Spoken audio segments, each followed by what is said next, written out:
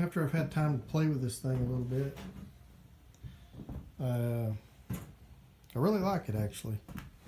I like the DINS connectors.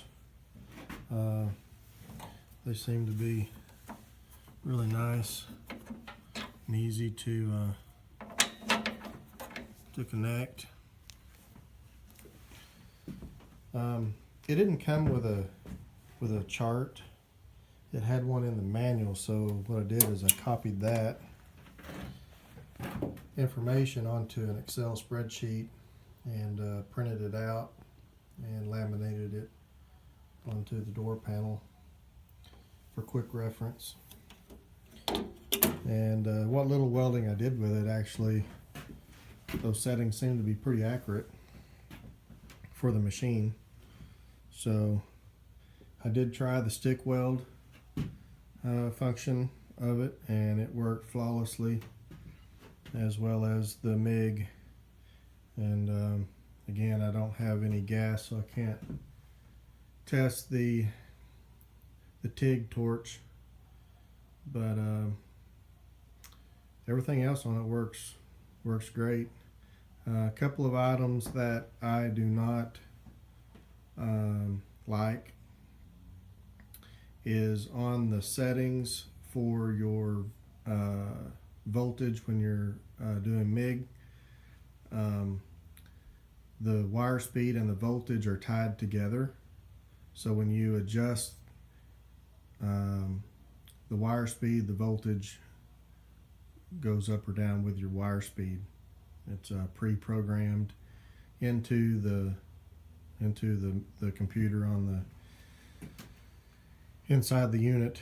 So I mean, like I said, it seems to work great as far as what I've done so far. However, I know a lot of people would rather it to have where you could adjust those independently from one another, and I'm sure I'm going to run into something where I would wish I could adjust those independently. But for the most part, it seems like those pre-programmed settings in there where they're tied together seems to be pretty good from what I've done so far.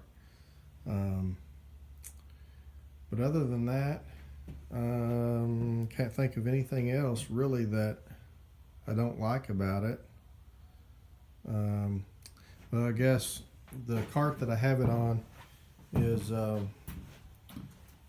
Harbor Freight Chicago electric cart, and when I do get a tank for it, as you can see, the way the cart is angled, the back of the welder sticks out past the edge of the cart.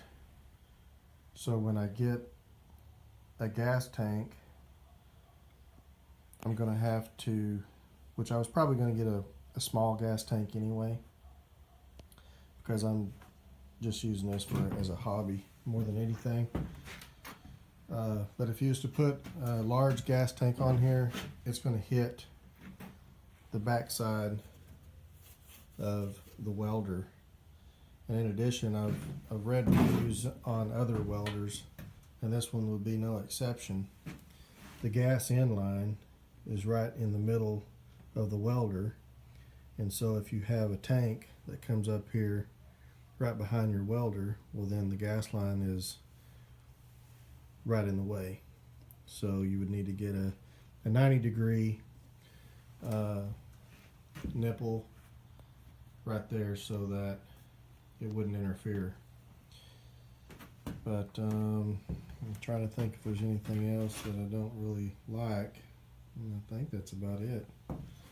So I guess now the big question is just how long is it going to last? It seemed to weld flawlessly on flux core wire and stick, and I used 70/18s, by the way, and worked no problem. Let's see, I think they were 3/32 diameter.